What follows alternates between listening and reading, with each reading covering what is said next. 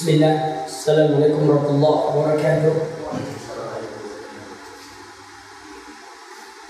Innal hamdalillah nahmaduhu wa nasta'inuhu wa nastaghfiruhu wa natubu ilayh wa na'udzu billahi min shururi anfusina wa min sayyiati a'malina. May yahdihillahu fala mudilla lahu wa may yudlil fala hadiya lahu. Asyhadu an la ilaha illallah wahdahu la syarika lahu wa asyhadu anna Muhammadan 'abduhu wa rasuluh. La nabiyya Dia buat sekolah sendiri. Dia tak lebar, sekitar 2 sampai 4 hektar. Dia bangun gedung sendiri. Yang dia sendiri hanya punya, yang dia sendiri hanya tamat tasbih.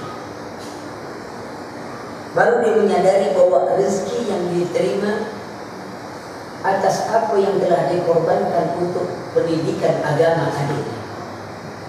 Dari situ dia timbul ide untuk membuat sekolah lagi. Maka dia buatlah sekolah, ingin membantu fakir miskin agar bisa sekolah dengan biaya yang ringan dan kualitas yang baik. Alhamdulillah ini jadi sekolahnya. Ide seperti ini dia. Jadi tidak sia-sia, apalagi orang tua yang mengeluarkan biaya untuk pendidikan anaknya. Hanya permasalahannya, sebagian orang tua hanya menganggap materi itu yang paling penting, bukan pendidikan. Pokoknya saya sudah bayar, saya sudah ini, saya sudah itu, tidak ada bab yang lain lagi. Ini satu kesalahan. Karena sekolah bagaimanapun dia itu tidak akan ditanya, Pak, tentang bagaimana anak kita besok. Guru-guru tak akan ditanya. Guru itu paling-paling ditanya tentang tugas dan tanggung jawabnya sebagai guru. Tapi kita sebagai anak, sebagai orang tua dari sang anak, akan diminta Allah pertanggungjawaban.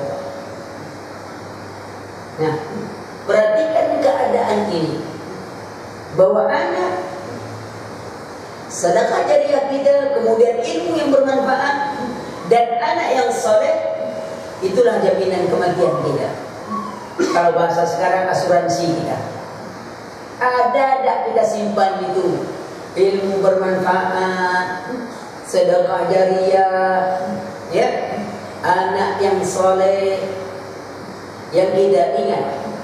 Kalau kita punya anak habis Quran, orang tua besok akan diberikan mahkota dari cahaya. Kenapa kita tidak ingin? Sarjana oke. Kemarin saya ngaji di Masjid Salman. Datang seorang anak kecil, nyalami. Kecil, umurnya sekitar 4 tahun setengah. Dia salami saya, Pak Ustaz, doain ya. Apa? Saya mau jadi dokter dan hafal Quran, Pak. Hanya umur 4 tahun setengah sudah tertanam dia mau jadi dokter dan hafal Quran. Cita-cita yang sangat bagus. Dokter hafal Quran, tidak ada masalah. Tetapi ingat, berapa banyak orang-orang tua mengantarkan anaknya pada pendidikan yang larinya hanya kepada urusan dunia. Dia lupa persiapkan akhiratnya. Karena dokter anak, profesor anak, apapun titel anak, itu kan tak mengurangi. Kalau kita diazab, tak akan mengurangi azab. Oh, kita sudah berdosa lalu kita diazab karena anak kita profesor lalu dikurangi azab kita? Tidak.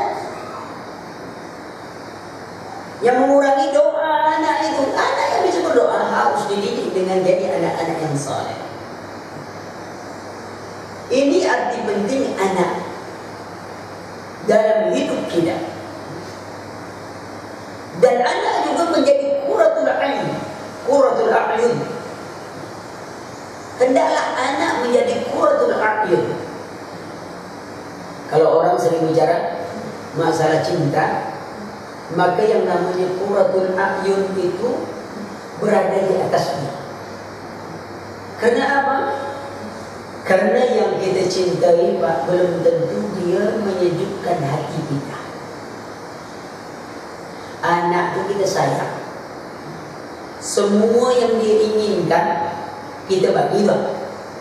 Tapi ternyata sampai dia dapat HP, dapat motor yang dia inginkan, hati kita makin tak senang dibuat. Dia dapat motor pergi pagi, pulang sore.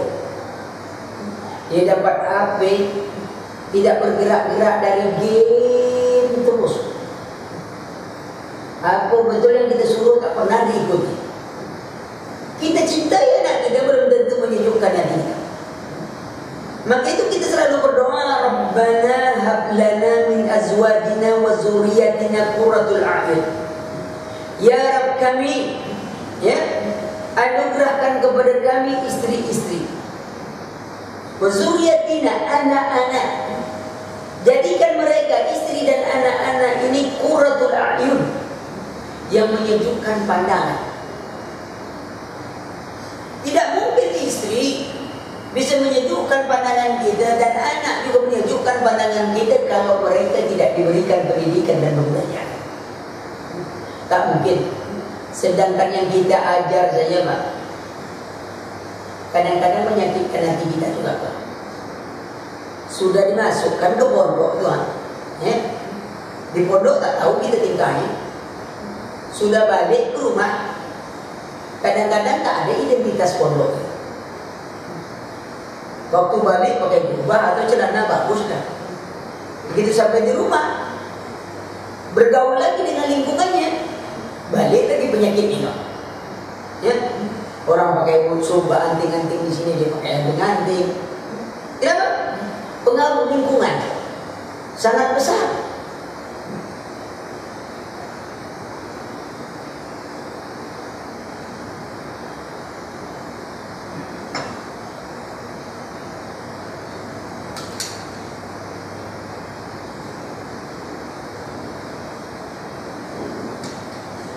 Jadi ini harus dibentuk. Tentu kita harus memilih sekolah.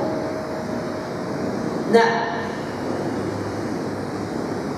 di antara arti kepentingan tadi,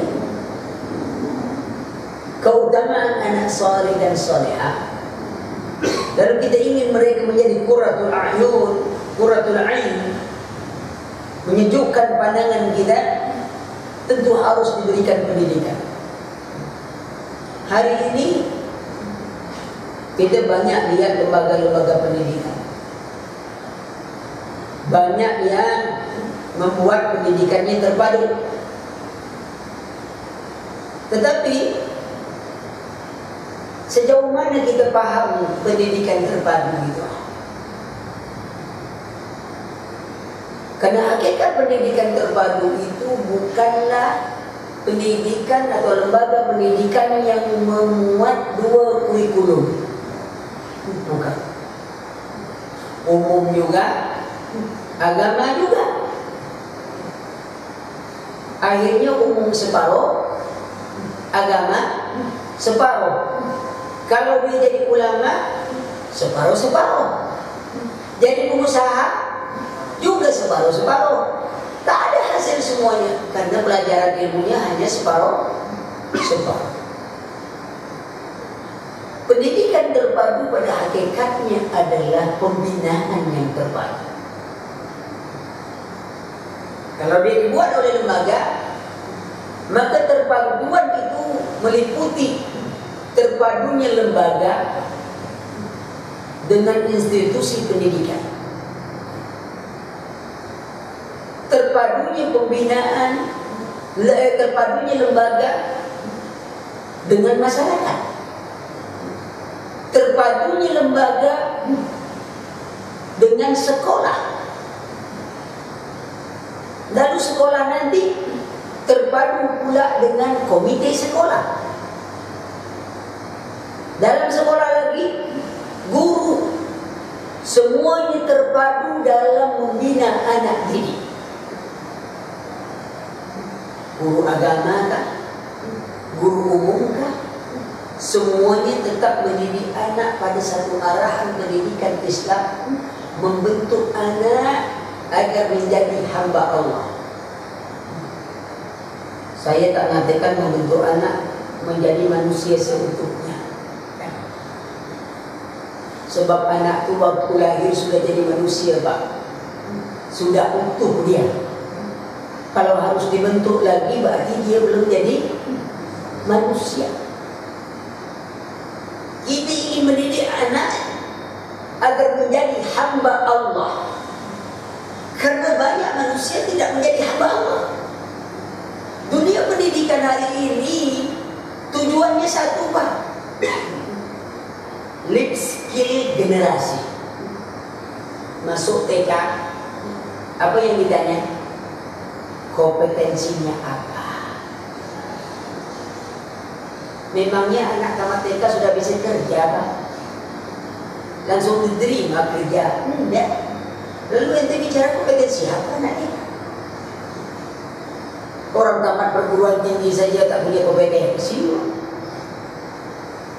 Kuliah insinyur perikanan, kerja bangunan. Apa kompetensi? Tapi yang paling penting bagaimana kita membantu anak itu menjadi hamba Allah. Inilah pendidikan Islam. Karena pendidikan umum hanya menjawab bagaimana Anda hidup, sehingga pikirannya hanya mencari hidup, cari hidup, cari hidup. Tapi Islam, dia menjawab pertanyaan, untuk apa Anda diciptakan? Hidup Anda untuk apa? Apa tujuan hidup Anda? Bagaimana Anda hidup? Bagaimana mencari hidup? Semua dijawab oleh Islam. Nih, terbinanya pendidikan, pembinaan, guru sama guru terbina, guru sama wali murid sama tujuannya. Kalau guru tujuannya membentuk anak bagaimana menjadi hamba Allah, tapi wali murid bertujuan bagaimana anak ini bisa jadi insinyur, beda. Orang jadi insinyur, doktor, semuanya bergelar, belum tentu jadi hamba Allah, kan? Tapi kalau dia jadi hamba Allah, dia dapat gelar tak jadi masalah. Itu perbedaan. Kalau anak kita mau dididik oleh guru yang bisa membuat anak itu sehingga anak kita itu bisa buat bangunan, arsitektur ini, tak payah sekolah lagi, tak payah. Sebab itu berang-berang. Anaknya itu baru lahir, tak payah sekolah. Lama-lama ahli dia buat bendungan. Karena berang-berang adalah binatang yang paling ahli cara membuat bendungan.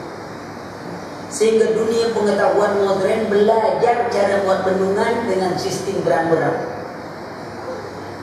Jadi kalau kita anak kita jadi ahli ini, ahli itu, kalah kita dengan berang-berang. Tak banyak biayanya habis, anak kita tetap jadi bisa membuat bendungan. Kita tidak.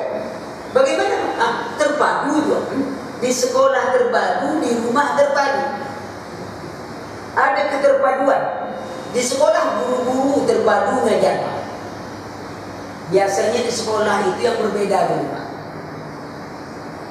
Kalau anak pintar, baik, berprestasi, itu yang pertama sekali ditanya guru umum loh.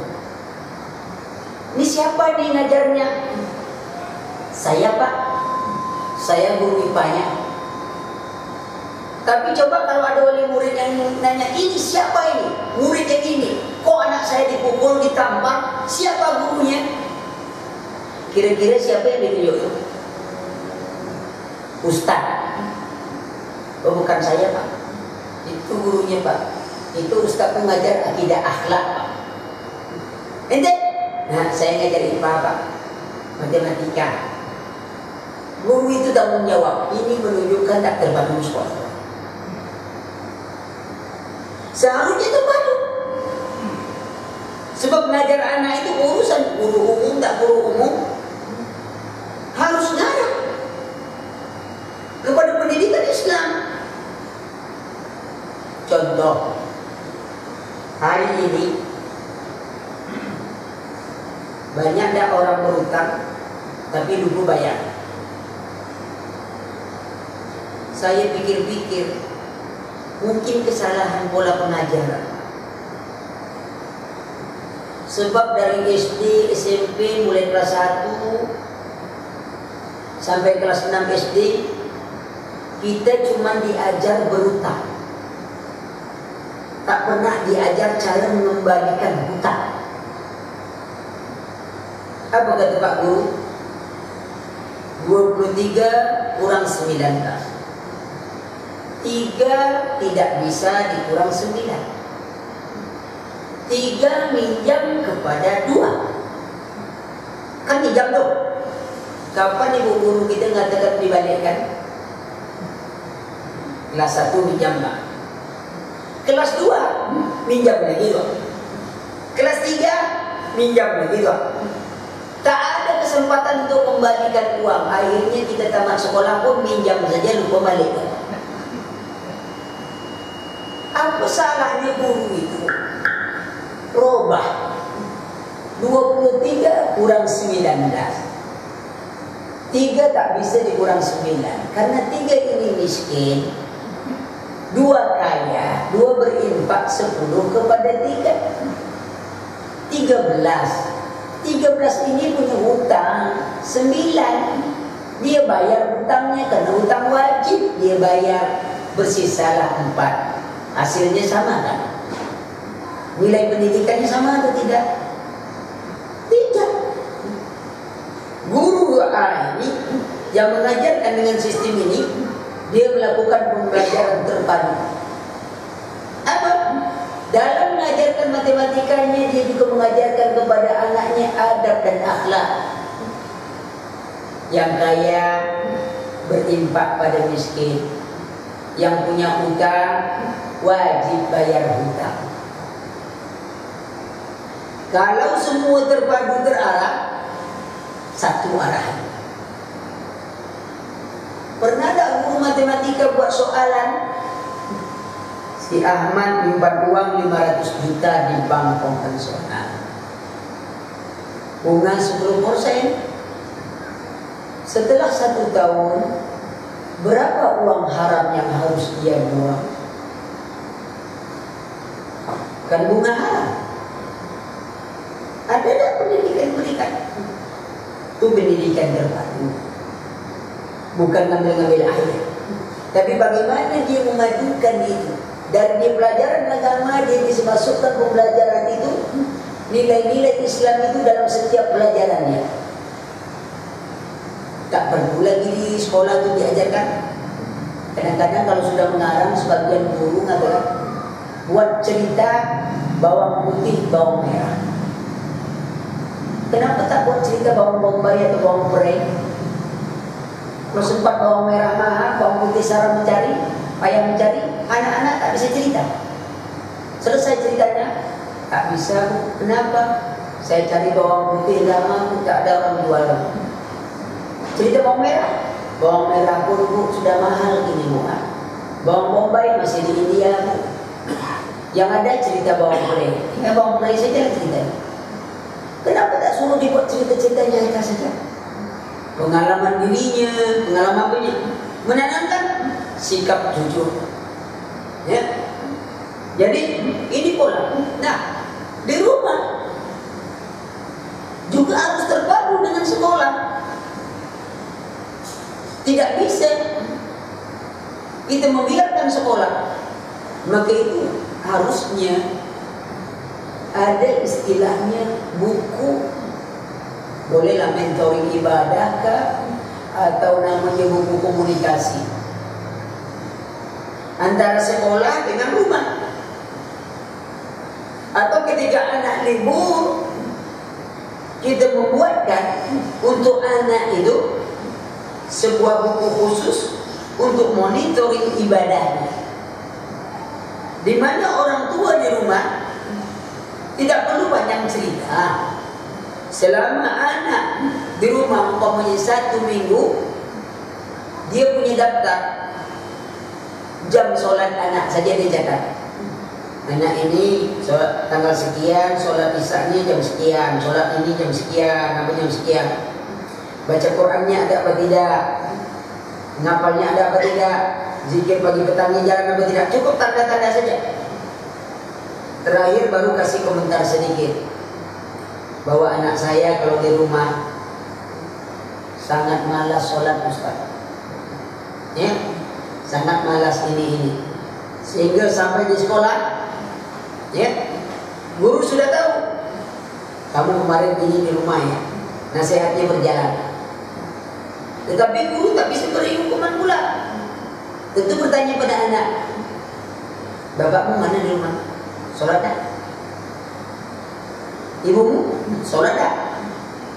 Jangan-jangan sang ayah hanya memeriksa sholat anaknya, sementara dia sendiri tidak pernah sholat. Jadi problem. Kenapa? Nah, kita nak nilai anak kita, kenapa malas sholat subuh, kenapa malas ini? Kita sendiri tak bangun subuh. Jadi dilema.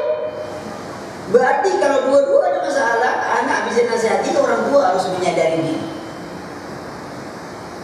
Dan kalau ini berjalan, bisa tepat di sekolah umpamanya, ya, jelas tak ada TV sekolah. Di rumah ada TV, yakinlah anak tu balik bisa lebih banyak nonton TV daripada ulang pelajaran. Sebab di sekolah tidak. Kalau kita ingin, kita tahu anak itu istirahat di seminggu, sembunyikan seminggu TV. Selama dia ada di rumah, tak ada buka TV. Atau boleh kita buka hal-hal yang bisa kita kontrol. Tetapi ketika tidak, semuanya lepas. Dan itu sering terjadi. Saya di sekolah dan kawan-kawan banyak cerita seperti itu terjadi. Bagaimana kita ingin membentuk? Nah, terpadu di rumah dan sekolah ini penting. Sekolah laporkan anak ini tanggal sekian, ini dilakukan ini, saksinya ini, beberapa orang anak jadi saksi begini-gini. Lapor ke orang tua, mungkin pertemuan 3 bulan sekali. Tidak semua anak-anak yang punya masalah besar itu didiskusikan, jangan depan anak. Guru ngajak orang tua bicara bagaimana mencari solusi. Kadang sebagian anak di rumah aman, di sekolah punya masalah. Kenapa aman di sekolah, di rumah? Karena dia sangat takut dengan bapaknya. Jangankan melihat baik diri bapaknya, wajah bapaknya, melihat sepatu bapaknya aja dia tak berbunyi di rumah. Ada sepatu bapaknya tuh, takut dia tuh. Di sekolah, bapaknya tak ada, sepatunya tak ada. Akhirnya dendam dia di rumah yang tak bisa dilampiaskan, dia bisa dilampiaskan di sekolah. Ada kebijakan. Terkadang tidak anak yang punya masalah, kesalahan guru ada juga. Suatu ketika ada seorang anak TK, anak SD atau TK itu nilainya jatuh, tapi hanya dengan 1 orang guru. Lalu ditanya kepada sang anak, kenapa kamu kalau guru ini nilai kamu rendah terus? Jawab anak, saya tak suka ibu tuh, jahat, suka cubit, suka ini. Ada sebagian guru tuh ada spesialis cubit. Jadi anak tuh kalau nengok dia datang bukan nengok wajahnya, cuma nengok tangannya, bergerak atau tidak tangannya. Kalau sudah bergerak lah ketakutan anak tuh. Lama-lama dia nengok wajah ibu gurunya macam kepiting masuk. Kenapa? Dia sudah terlatih dengan cubit-mencubit. Bu guru ini tidaklah mencubit, cuma anaknya tak senang. Kenapa kamu tidak senang? Pada anak ini kepada ibunya, Kemarin ibu tuh ngomong, siapa yang cuci baju, cuci sepatunya sendiri? Siapa yang cuci kaos kakinya sendiri? Saya tunjuk tangan, Bu. Saya bilang, saya. Ibu guru bilang, tidak, berbohong kamu. Semenjak itulah sang anak tidak ada simpati dari gurunya. Asal masuk guru, nilai guru rendah. Ibu sangat bijak. Apa kata ibunya? Bukan. Ibu gurunya kan mungkin tak nampak. Enggak, ibu guru itu nampak saya. Saya nunjuk tinggi-tinggi, kawan saya tak nunjuk. Bohong ibu guru itu. Sudah, berarti sudah tertanam. Lalu orang tua ini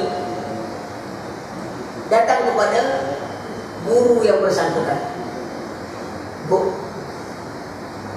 anak saya cerita, ibu pernah gini. Lalu ibu tak nerima gini. Ibu gurunya pun tahu tuh. Oh iya Bu, saya pernah tanya siapa cuci baju sendiri, cuci sepatu sendiri, kaos kaki sendiri. Ya memang anak ibu abang angkat tangan. Waktu itu saya salah ngomong. Saya bilang udah bohong ini. Nah kata sang wali murid, itulah masalah anak saya. Kenapa nilainya jadi anjlok terus kalau sama ibu? Oh gitu. Besoknya masuk, dia buat soal lain yang sama. Siapa yang cuci sepatu sendiri? Anak ini ternyata kembali angkat tangan. Saya. Wah ini dia, baru mantap. Ini anak pintar kayak gini. Cuci kau sendiri? Saya. Ini dia. Semenjak diperlakukan seperti itu, drastis perubahan anak dan nilainya naik. Berkat komunikasi yang seimbang antara wali murid dengan guru. Berbeda. Di depan mata saya juga pernah terjadi. Seorang wali murid marah guru di depan anaknya, anak tangan melunjak. Maka komunikasi ini harus sedang. Karena bagaimanapun guru sekolah dia adalah guru. Kita yang diminta pertanggungjawaban oleh Allah Subhanahu wa Ta'ala tentang anak kita.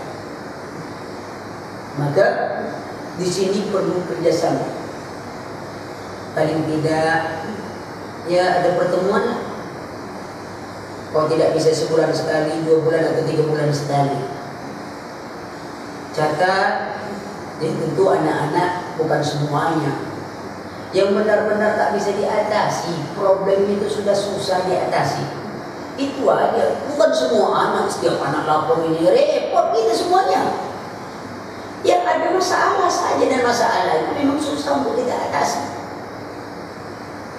Maka bersama, mungkin wali muridnya di rumah pun susah atasi. Payah melawan, ya. Hal seperti ini bisa terjadi. Maka kita harus bersama-sama dalam pola pendidikan ini. Ini keterpaduan yang perlu kita bina di antara kita dengan sebuah lembaga pendidikan, antara wali murid dengan guru, agar tujuan dari pendidikan itu tercapai. Kita tidaklah menempatkan anak kita di suatu sekolah kecuali kita sudah menaruh kepercayaan pada sekolahnya. Kalau kita sudah menaruh kepercayaan, maka sama-sama kita berusaha untuk membangunnya. Apalagi tadi saya katakan anak remaja.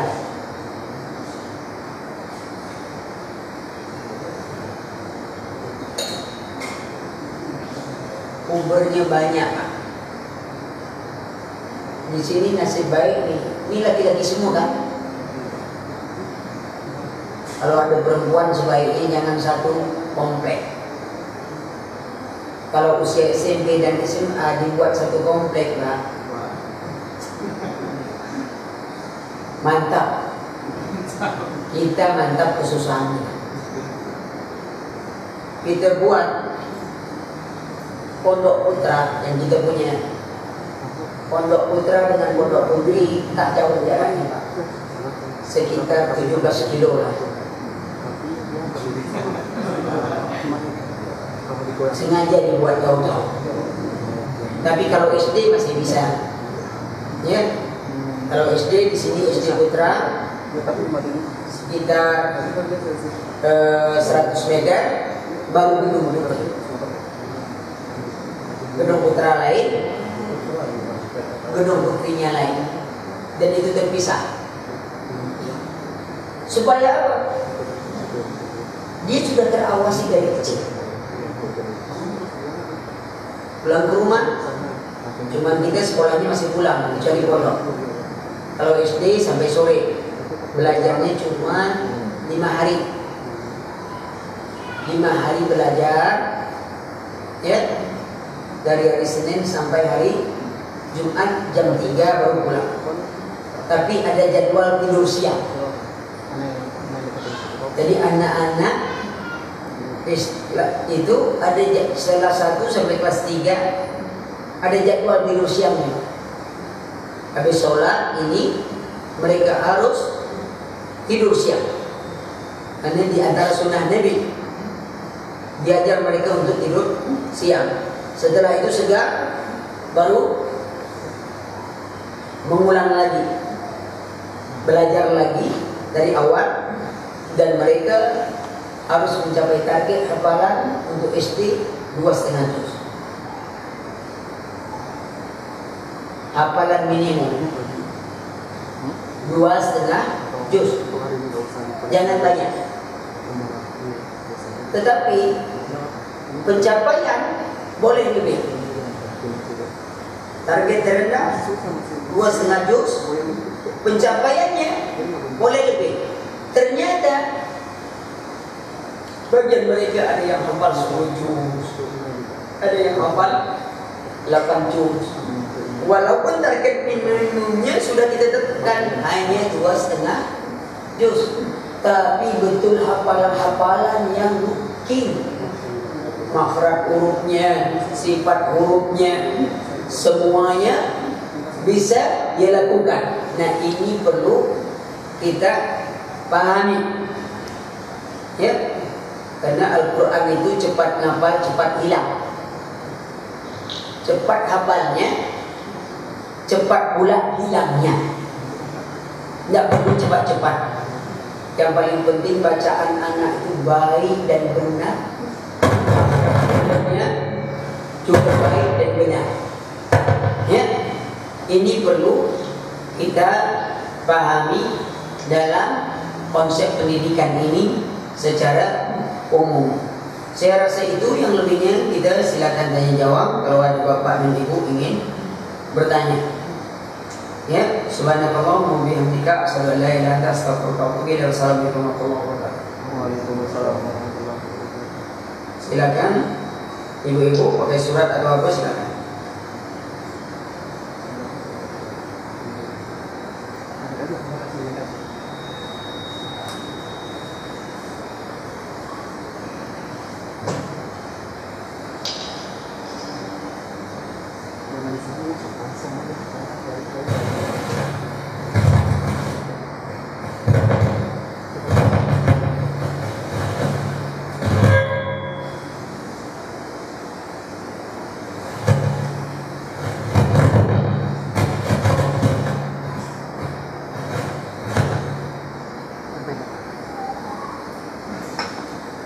Sampai kan?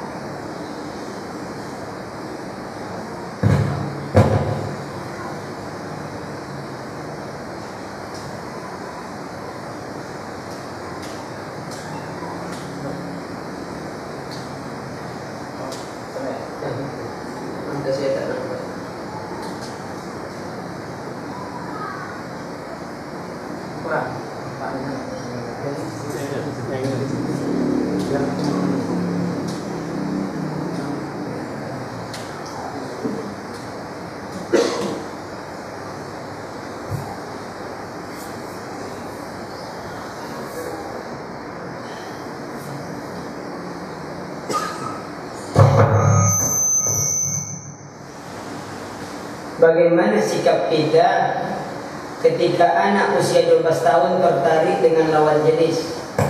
Nasihat apa yang harus kita sampaikan kepadanya? Berarti ini secara umum, ya. Yang masalah juga pertama, bagaimana dia bisa tertarik dengan lawan jenis? Ya, 12 tahun dia tertarik dengan lawan jenis. Pertanyaannya, bagaimana dia bisa tertarik dengan lawan jenisnya? Katakanlah, oh dia di sekolah biasa, sekolah yang tidak memisahkan antara laki-laki dengan perempuan. Ya, kalau itu maka kita berikan pelajaran khusus kepada dia, nasihati tentang ketertarikan itu biasa, bahwa hal itu belum waktunya. Kalau kamu tertarik, kalau lawan jenis itu nanti, tunjukkan hasilnya. Kalau kamu sekolah baik, ini baik, semua baik, nanti insya Allah kamu akan dapatkan.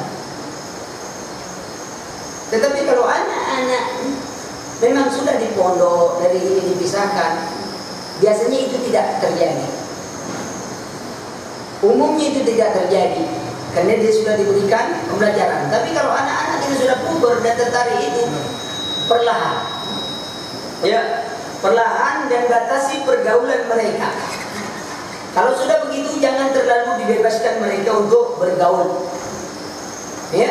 Apalagi kita biarkan dengan belajar kelompok sendiri. Maka untuk itu kalau belajar kelompok jangan dilepaskan. Boleh belajar kelompok tapi di rumah, ya, tetap tapi di rumah kita, ya. Kalau nanti dilepaskan susah. Yang kedua, mulai jangan dibagi HP. Sebagian orang tua kadang-kadang anak masih kecil sudah mulai dibagi HP. Apalagi sekolah itu tidak membatasi, udah otomatis mereka apa yang susah bagi anak-anak kali ini, ya, maka itu batasi.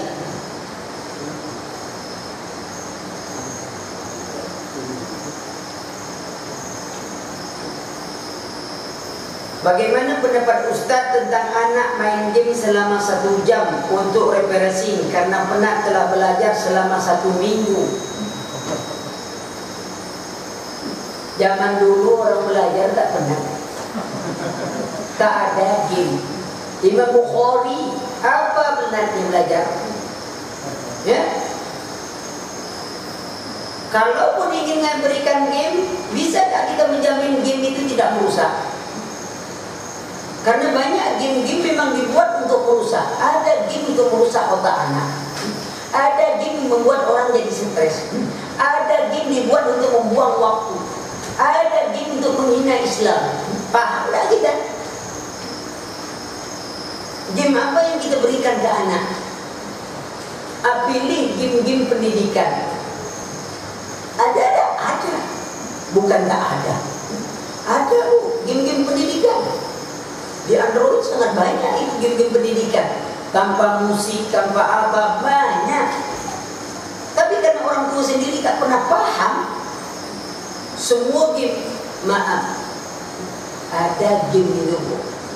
Kalau anak menang, naik level, dan level terakhir, maaf, yang ia dapatkan hadiah gambar wanita telanjang. Ada itu. Memang dibuat rangkaian itu. Maaf, kalau ibu baca buku saya tentang Saat Cinta Menjaga, itu isinya tentang Ghazul Fikri, dan itu isinya tentang perangkap-perangkap orang di luar Islam dalam game. Banyak anaknya stres. Ada anaklah kerasukan game. Awalnya sejam, 2 jam, mulai refreshing Ustaz. Kenapa? Karena kita belum menjadikan bahwa belajar itu sebuah permainan. Itu yang ingin kita bentuk. Kalau ada anak, yuk main apa? Yuk main belajar yuk. Kamu jadi guru, saya jadi murid. ganti-gantian. Kan belum bisa bentuk seperti itu. Kalau dia sudah jadikan belajar itu sebuah permainan bagi dirinya, tak ada stres. Aneh orang kalau belajar stres itu reversi. Maka itu kita sendiri harus bentuk diri kita. Ya. Jadi kalaupun memberikan game, beri game-game yang betul sudah terjamin. Pilih. Ya. Saya tidak tunjukkan game. Saya punya game khusus sampai 20 jenis game dalam bahasa Arab untuk anak-anak. Percakapannya, apanya, gamenya, tanpa musik, tanpa apa. Tapi itu kita download dari Bahrain. Bagus. Sehingga anak-anak kalau ini main, daripada diganggu nih main game. Tapi game itu dia sudah dapat mempelajari bahasa Arab, dia tahu baca ini, belajar. Tapi itu baik. Tapi kalau sudah kita buat game-game tinju-tinju, tendang-tendang, akhirnya tak ada game, kita kena tinju, kita kena tendang. Jangan. Kalaupun mau bagi, pilih game. Terutama lagi jangan terlalu game strategi, itu game yang membuang waktu. Ya. Nah, kemudian anak di bawah 17 tahun naik motor ke sekolah, ke rumah teman dan keperluan lainnya. Sebaiknya anak, kalau saya dikasih motor dulu lah, walaupun kita. Sebab anak kalau sudah kenal motor, tunggu sedikit lagi dia kenal kawan geng motornya, selamat atau tidak. Sedangkan kita tidak suruh anak kita belajar motor, diam-diam anak kita lah pakai naik motor. Tak, kita suruh aja Pak. Tak, dari mana? Kita tak belikan motor, kita tak ini motor. Tapi ternyata dia lah jago naik motor. Kita bingung. Kapan dia belajar motor? Apalagi kita sudah belikan dia motor. Saya kasih contoh, banyak teman-teman saya lihat, khusus di Riau lah, Jakarta saya tak tahu. Anaknya SD kecil naik motor, udah lincah, ternyata tak beres sekolah. Sebentar naik motor, pulang sekolah naik motor, bapaknya bangga. Malu kadang-kadang anak lainnya, punya. Kita orang tua jaga, ini anak kita. Kalau sempat dia pergi pagi, pulang petang dengan motor ini, sudah kejadian baru kita tahan aja dulu. Kalau kita orang tua bisa ngejar, ya bisa dilatih mereka untuk menghargai itu. Ya, saya punya anak 6, tak ada satupun dibolehkan belajar motor, tetapi anehnya mereka pandai naik motor. Dari mana dia belajar tak tahu tuh. Tapi tidak ada yang satupun boleh bawa motor kecuali hanya disuruh uminya saja. Keras kita tuh, karena ada kecelakaan, ada ini, kita juga repot. Apalagi dia sudah pakai geng, sudah selamat kita. Artinya bukan kita tak sayang, itu saya katakan tadi, anak kita cintai tapi belum tentu menyejukkan hati kita. Dia bingung, ibu kasih motor, tunggu ya. Mulai dari berjalan tuh, alasan macet, alasan ini, padahal di mana macetnya? Ya, kalau saran saya tidak usah. Ya, saya punya seorang ikhwan, anaknya sampai kini tak pandai naik motor. Bukan tak bisa beli motor, orang bapaknya orang kaya, pejabat tinggi, cukup, gaji besar, punya sawit sekian hektar. Tapi anaknya sampai tamat SMA dan sampai kini tak pandai naik motor. Pelajarannya alhamdulillah, tamat SMA dia sudah hafal Quran. Apa kok pelan-pelan. pengaruh merengek-merengek, harus bijak. Kalau sudah diberikan, berikan batasan. Kamu boleh naik motor jam sekian, jam sekian. Bapak tak tahu, ingat, berpadunya kesatuan bapak dan ibu juga mempengaruhi anak. Ibunya melarang naik motor, bapaknya boleh naik motor. Nah, jangan harap itu anak akan patuh, sebab bapak ibunya bertengkar. Enggak bu, bapak boleh, ibu tak boleh, kan duit bapak, kata dia. Anda tidak pandai dia jawab itu, kan uang bapak bukan uang ibu, kata dia. Bapak aja boleh. Dan jawaban berapa? Sebaiknya sebagai suami, kalau istri melarang, kita melarang, maka yang mencegah itu harus suaminya yang membolehkan. Batasi, bawa motor dari jam sekian, jam sekian. Lewat dari itu kamu tidak akan dibolehkan lagi naik. Motor akan ditarik, kalau perlu dijual. Ada batasan ketegasan sedikit. Tidak mesti dengan pukulan, tidak. Kadang-kadang masih perlu nasihat. Ya. Insya Allah kita sudah memberi contoh yang baik untuk anak, tapi mereka tetap enggan mengikuti. Bagaimana sikap yang harus kita lakukan? Doa dan sabar. Tugas kita mengajarkan, bukan membuat orang berubah. Nabi saja, Nabi Ibrahim, anak seorang Nabi, yakni anak Nabi Ibrahim, beriman atau tidak?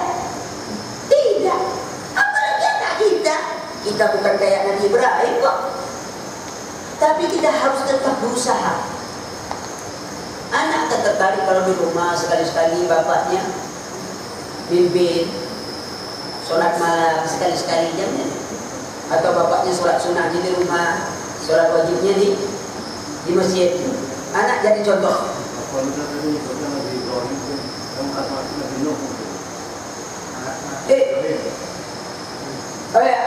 Anak Nabi Nuh, anak Nabi Nuh. Kalau Nabi Ibrahim bapaknya, Nabi Ibrahim bapaknya tidak beriman. Rasulullah bapaknya tidak beriman. Nabi Lut, istri dan anaknya tidak beriman.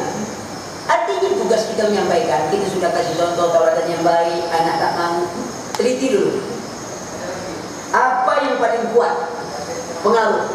Kadang-kadang kita ini terlalu percaya pada guru privat. Mana anak? Di atas. Di mana? Belajar di atas. Siapa gurunya? Guru privatnya ada di atas. Siapa? Sinchan. Nonton TV terlalu yakin. Sudah tua jadi anak kurang ajar karena gurunya kurang ajar. Sinchan guru yang kurang ajar. Dibiarkan. Itu bisa pengaruh. Atau lingkungan. Kadang-kadang kita sudah ajar anak kita yang kecil jangan mengeluarkan kata kotor. Lingkungannya bawa. Pulang ke rumah mau kotor-kotor dia. Ada kebijakan, ada kelembutan, mungkin tidak perlu dengan kekerasan, bisa dirubah pelan-pelan. Namun jangan putus asa. Sudah saya kasih contoh, bohong anak saya kayak itu. Bagaimana kita kalau kita tak kasih contoh? Ya, nah, terutama ibu juga. Ini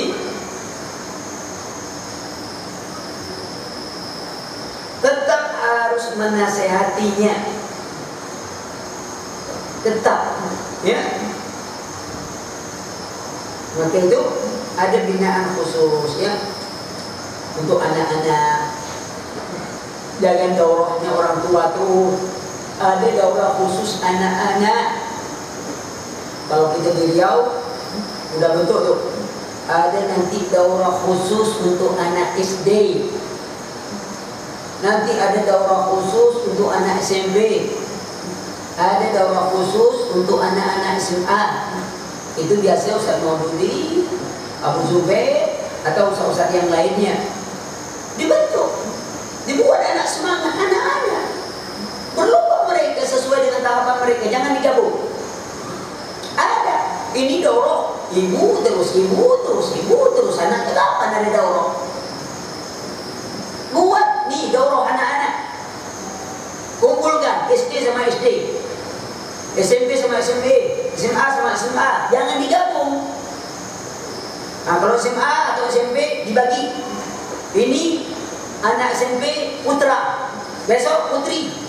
SMA gitu juga, ini putra, besoknya putri. Jangan digabung, sebab kalau digabung dia pergi berduaan, dia balik berduaan juga. Daulah apa namanya? Ya, dipisah. Ya.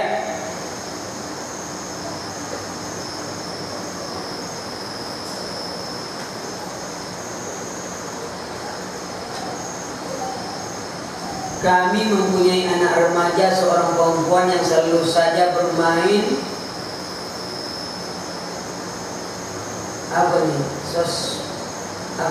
di HP.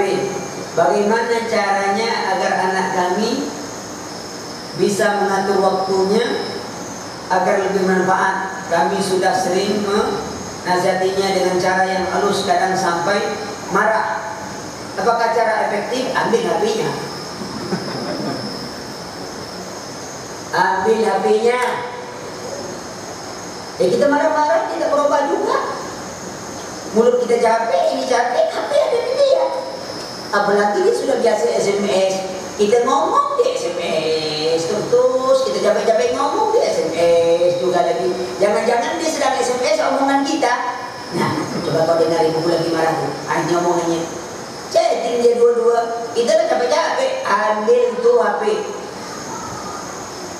Kita kan kadang-kadang tak berani.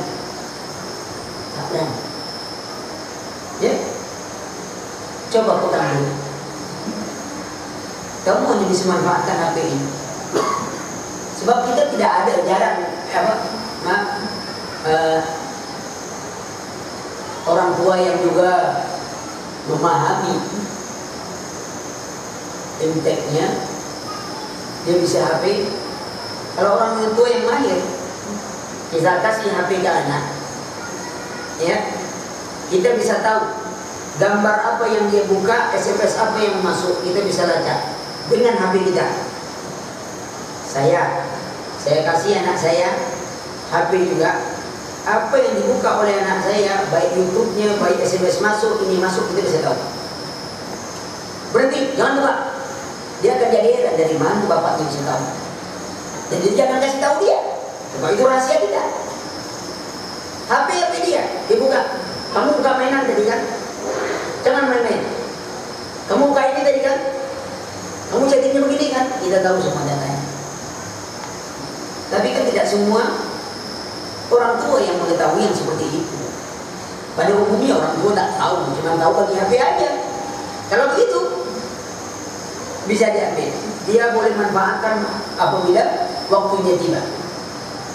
Oh, sepeda pakai. Sepeda itu jangan. Dia pergi sekolah, carikan HP yang bisa telepon saja. Kan banyak tuh. HP-nya cuma bisa, tak bisa chatting internet, tak bisa buka internet, bagi dia. Ini HP kepentinganmu, nanti menghubungi ibu, menghubungi ini.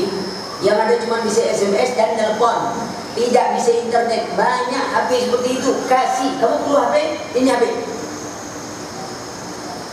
Tidak semuanya.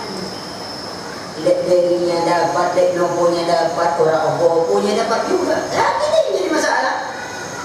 Ya.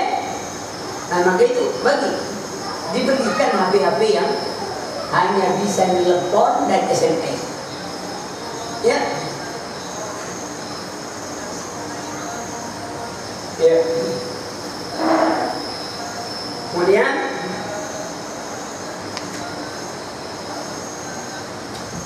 menjelang tahun ajaran baru untuk putri kami SMP tahun ini, insya Allah ya, lulus SMP. Kami berniat untuk memasukkannya ke pesantren dan alhamdulillah ia juga merupakan keinginan si anak. Pertanyaan, apa saja yang menjadi kriteria sebuah pesantren sunnah? Kalau kriteria sunnah, lihat aja umumnya aja dulu. Lihat guru-gurunya, ya, ditimbak kepada sunnah atau tidak. Karena banyak guru pesantren di bawah nama sunnah, tapi bukan sunnah. Pesantren salafi. Di dalamnya lain-lain aja tuh. Ya, misalnya yang silapi-silapi yang di dalamnya. Ya, dilihat, ditanya dulu informasinya. Itu satu. Ya, anak putri, lihat juga pesantrennya. bergabung dah putra putrinya. Kalau terpisah itu satu nilai itu. Sebab kalau bergabung tetap susah nanti. Ya, namanya anak putri masuk SMA, masuk pesantren yang pondokan, bergabung dah. Usia SMA anak masih digabung, itu kacau tuh. Walaupun dia bawa nama sunnah, itu kacau tuh. Alam di pagar saya itu anak-anak masih bisa jebol. Ya, kirim surat, kirim ini pertemuan, tak susah anak-anak gini. Ya, maka lihat, kalau itu sudah cita-cita anak, arahkan, pilih. Ya, pilih sekolah. Ya, ada sekolah khusus putri. Saya tidak tahu di sini ada sekolah kita khusus putri. Ada kan? Kayak di Riau ada. SMP Putra, SMA untuk Putra khusus. Kalau Ustaz Maududi Abdullah itu sekolahnya khusus putri, SMP putri dan SMA putri. Ya, ada khusus putri, tak ada gabung dengan putra.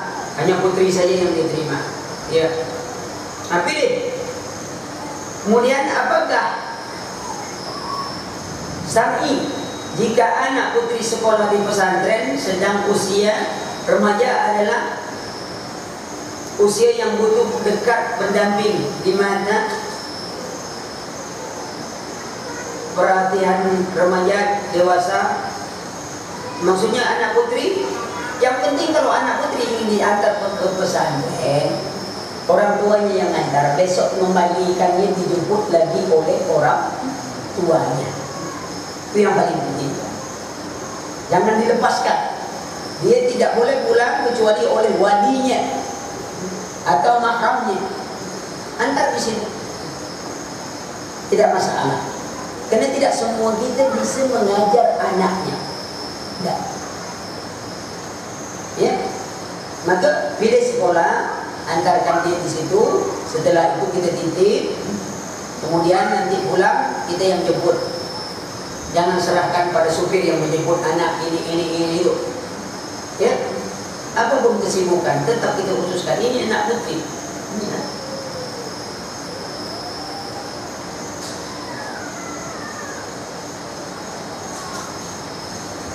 Ustaz, memilih sekolah perguruan tinggi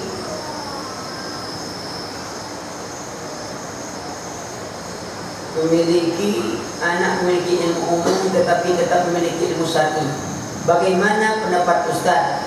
Sekolah di Saudi ataupun di Malaysia mengikut beliau. Sementara kalau di sini agak susah mengatur waktunya, lingkungan dan kurang mendukung, padat dengan tugas sekolah. Apa maksudnya Ustaz? Memilih sekolah perguruan tinggi, anak memiliki ilmu umum tetapi tetap mendapat ilmu syar'i. Bagaimana pendapat Ustaz? Kita tahu maksudnya. Oh, mungkin anaknya sekolah umum, tapi dia sementara itu dia juga ingin mendapatkan ilmu syar'i, lalu dia belajar seperti medio. Ya, sekolah jarak jauh, sekolah ini. Ya, karena untuk sekolah Saudi susah. Ya, tidak masalah. Ingat, tidak ada larangan anak mau jadi dapat sekolah umum ini semuanya. Tapi ingat, setiap anak wajib kita ajar agama mulai dari kecil sampai besarnya. Bukan hanya anak kita, setiap kita wajib belajar agama. Ini penting ditanamkan. Bukan bermakna kita sekolah agama menafikan umum. Salah. Karena anak itu tak semuanya bisa jadi ustaz. Kalau semua jadi ustaz, siapa yang mendengar? Lihat kemampuan anak. Namun pendidikan agamanya wajib. Ada anak punya TV, ya mungkin dia cita-cita jadi dokter, tak masalah. Tapi ilmu agamanya mesti diajarkan pada dia. Kalau kita mau menggaji orang, mengajarkan bahasa Inggris di rumah, kenapa tak mau menggaji guru nak mengajarkan Quran di rumah, mengajarkan agama di rumah, mengajarkan bahasa Arab di rumah? Kenapa? Aneh otak kita kita berpikir. Bahasa Inggris kita bayar sekian mahal, hanya untuk kursus itu aja. Tapi untuk kursus baca Quran, agamanya, tidak ada. Korban kita dengan keadaan seperti itu, sehingga anak-anak bisa punya nilai, ya, dapat dua-duanya, tak masalah kalau dia mampu, ya. Banyak ustaz-ustaz kita dari umum juga. Ustaz Firanda dari mana awalnya? UGM. Oleh Samudi, UGM juga. Saya matematika. Saya bukan dari Sofi, Pak. Saya dari matematika, Universitas Rio. Bukan dari santri. Ya saja kita harus belajar sungguh-sungguh. Tak ada persoalan, ya. Tapi sungguh-sungguh, jangan separuh jadi, nanti kita jadi-jadian. Sungguh belajarnya, ya. Nah, silakan cari guru. Ini kan mudah kita mencari.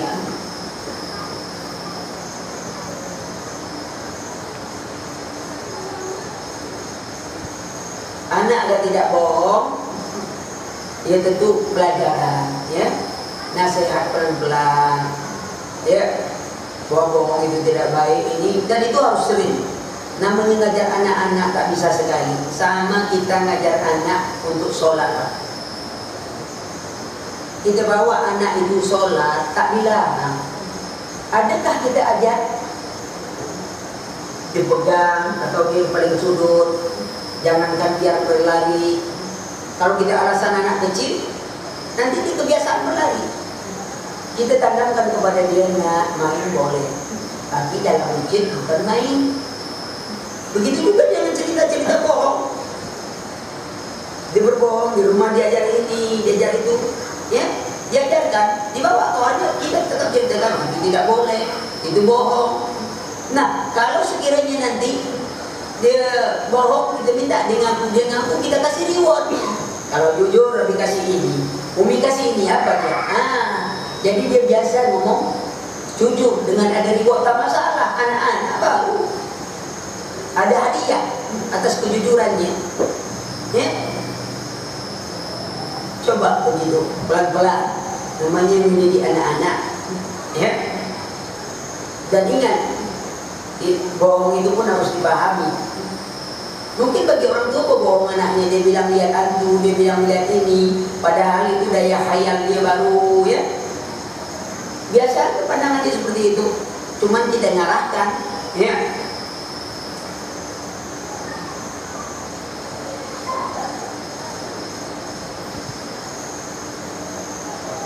Bagaimana cara memberitahu anak kita untuk berpakaian syar'i, karena sudah dikasih tahu berulang kali anak itu tidak mendengarkannya.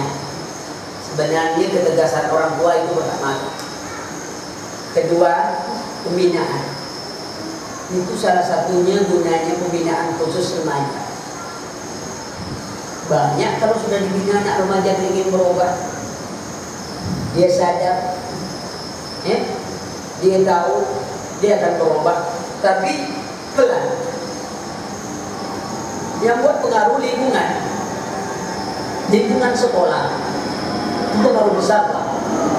Lah dia lihat teman-temannya, dia pakai jilbab, dia pakai pakaian syar'i, dia teman-temannya buka aurat, biasa-biasa aja, ganding-gandingan pula dengan cowok-cowok. Lah dia merasa minder, ya karena pendidikannya di mana, sekolahnya mana, sekolah yang biasa campur baur. Maka itu kalau itu dapat kita sekolah seperti itu, sebaiknya kita yang antar anak, kita jemput anak, biar tak terpengaruh. Itu hanya bisa meminimkan, namun pengaruh tetap. Nah kemudian ada binaan khusus, ya, remaja. Saya sangat menganjurkan ada daurah khusus remaja. Tidak usah banyak-banyak. Setiap sekolah mungkin untuk anaknya 2 orang atau 3 orang. Nanti dari 3 ini biar berkembang, ya. Yang betul-betul ingin belajar, nanti dia bisa mempengaruhi teman-temannya yang lain, ya. Sekarang kita banyak sekolah, tinggal kita memilih sekolah khusus nih untuk putri. Beban tanggung jawab kita berat, apalagi ini kota Jakarta, Pak. Lengah saja kita terhadap anak kita, bahaya. Jakarta ya namanya, ya. Kalau Jakarta mungkin pergi ke kampung, stres dia lihat kampungnya. Kalau anak kampung pergi ke Jakarta, kalau yang berpikir apa dia stres.